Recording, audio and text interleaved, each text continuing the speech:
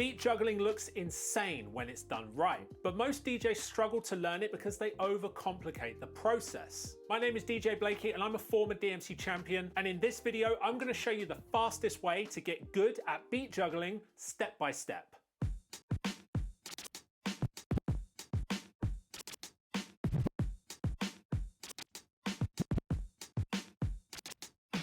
Beat juggling is where you take two copies of the same track and you manually manipulate them by spinning the record back, cutting between them with the crossfader, and making brand new original rhythmic patterns with that track. It's essentially a live remix that you do with your hands on the decks. And for step one of this video, let's go over the basics. So here on my DDJ Rev 7 with Serato DJ Pro, I have got the same track loaded into both decks, and it's just a basic drum beat loop. So that's the track that we're going to be using for today's video. If you would like to download it for free so that you can practice with the same track that I'm using, then all you need to do is hit the link in the description and I will send it to your inbox. Now, the first important thing that we need to cover before we go any further is the marker right here.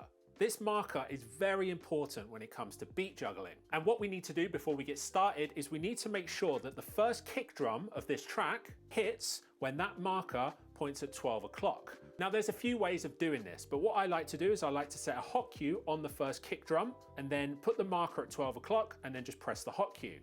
And now that first kick drum will hit the moment the marker hits 12 o'clock. So if I just bring it back slightly and bring the fader up, I'll let go of the jog wheel and you'll see that the beat comes in as soon as that marker hits 12 o'clock. Now, why is this so important?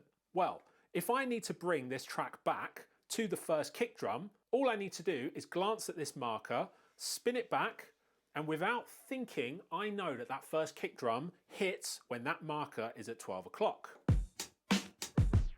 This means that we don't have to look at the waveforms in Serato. We just need to know that bringing that marker back to 12 o'clock is the beginning of the drum beat. Throughout this video, the only visual reference that we're going to use during these beat juggle techniques is this marker. We're not going to be looking at any waveforms whatsoever. So now let's line up the marker on this deck as well.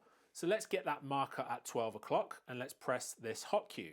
So now I know that as soon as I bring that marker back to 12 o'clock, that is the start of that drum beat. Now, the first technique we're going to learn is called backspinning. It's basically a manual loop, and it is the core foundation of all beat juggling techniques. So before moving on, this is where you need to start. So what I'm going to do is I'm going to let this track play for 2 bars. And then after 2 bars, I'm going to move the crossfader over to this side and let this track play, and then spin this back until I get back to that first kick drum. First, I'll show you what it looks like and then I'll explain exactly what I'm doing and we'll break it right down.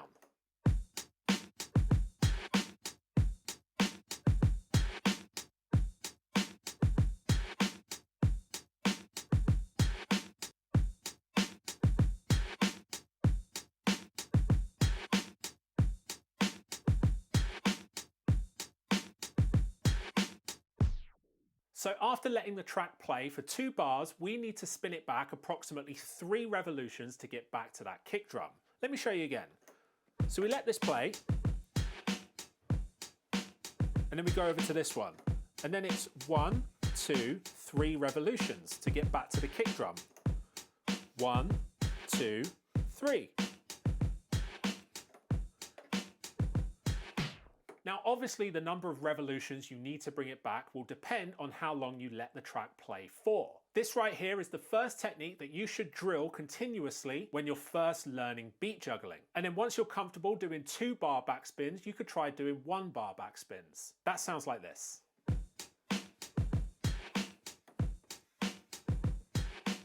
So you bring it back 1.5 revolutions now. 1.5. 1.5. 1.5. Once you get confident and comfortable drilling 2 bar and 1 bar backspins, that's when you can progress and move on to something a little bit more complicated. Now, if you're serious about getting good at beat juggling, then inside my Ultimate Scratching course, there is a complete beat juggling masterclass where I break down every technique step by step so that you're not just guessing, you're actually following a structured system. Plus, you'll get access to the private DJ community where DJs just like you are sharing their progress, getting feedback from me, and helping each other improve. So if you want to go deeper and really master scratching and beat juggling, then click the link in the description to find out more. Once you feel confident with those backspinning techniques and you can keep it nice and on beat, then you can start experimenting with introducing baby scratches every time you switch decks. This technique will really take your skills up a notch. So we're going to do a 2-beat backspin, but every time we go to the other deck, we're going to do a very simple baby scratch. And it sounds like this.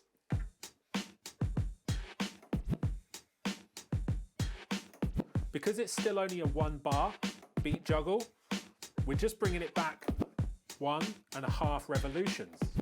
1.5. 1.5. Once you're confidently introducing baby scratches like this after every backspin, then you're well on your way to learning how to beat juggle properly. Now for step number 3, we're really going to take things up a notch by introducing different timings and different rhythms. So now we won't just be simply looping a portion of the song. We're actually going to be cutting between different drum beats and making our own simple remix. So for our first technique, we're going to let this track play for 1 bar, and then we're going to introduce the kick drum slightly earlier, let the kick drum play, and then do a baby scratch on the hi-hat and then let it play. So to break this down, I'm going to slow the tracks right down to -8, and then I'll show you how it works and I will break down exactly what I'm doing as I'm doing it. So we let this track play right here, and then half a beat before we get to a full bar, we cut to the kick drum, let that play, and then do a baby scratch on the hi-hat so that the beat comes back in line. Check this out.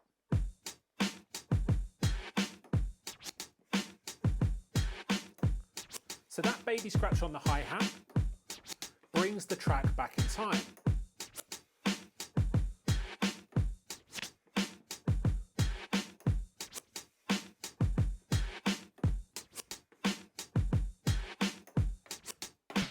Once you get comfortable and confident with this technique, that's when you really start to see the creative possibilities when it comes to beat juggling. So now let's do that technique again, but let's put the speed back at 0 and see it at full speed.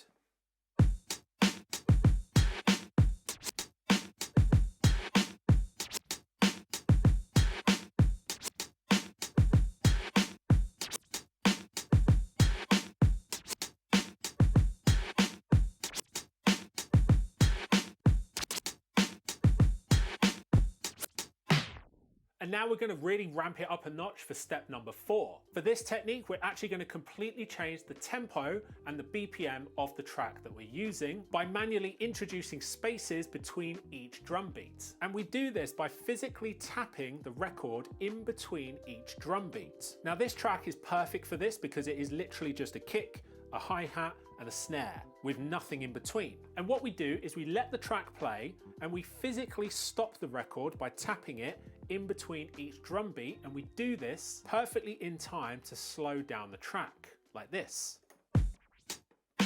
And then I'm going to close the fader and I'm going to bring it back to the start, and I'm going to do the same thing again.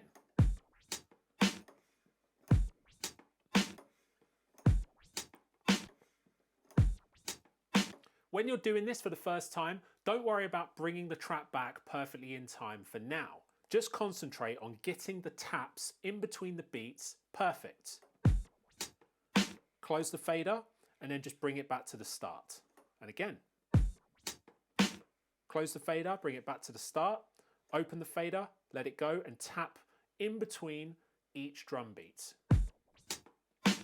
There's a rhythm to this, and once you drill it enough, you'll instinctively know exactly when to tap the record to create the perfect space between the drum beats.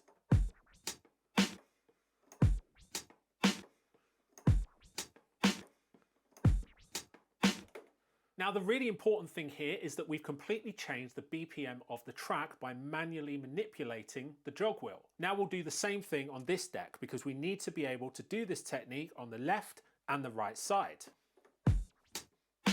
Close the fader, bring it back to the start, open the fader and play it again.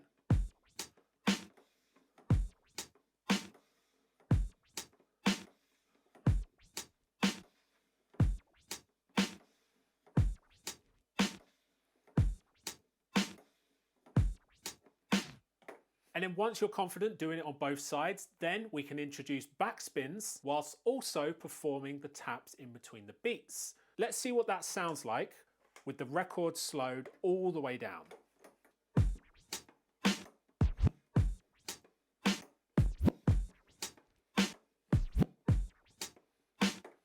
So you can see there that the moment the snare hits, I'm cutting the fader over to the other deck and then doing a simple baby scratch to bring that track in. And then I'm tapping between the beats to slow it down, and then I'm repeating the process on the other deck. Let's take another look. The second the snare hits, I'm bringing the fader over to the other deck and then immediately spinning it back to get back to that 12 o'clock position.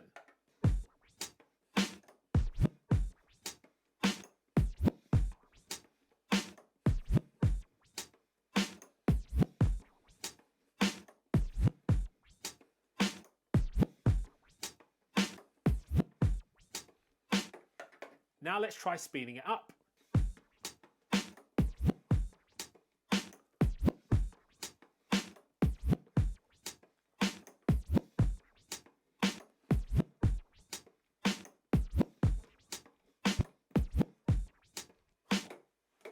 And then if you feel really brave, you could try putting it on 45.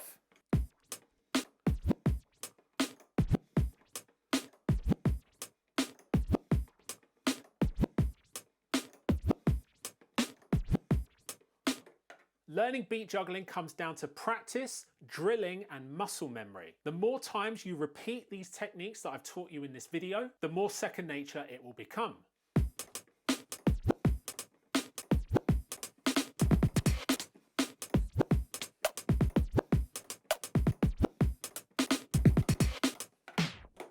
What I've shown you in this video is just the start. If you really want to take your scratching and beat juggling to the next level, then you should check out my Ultimate Scratching course. Over 80 videos teaching you everything that you'll ever need to know about scratching and beat juggling. If you would like to join over 100 DJs who have already signed up, then just hit the link in the description.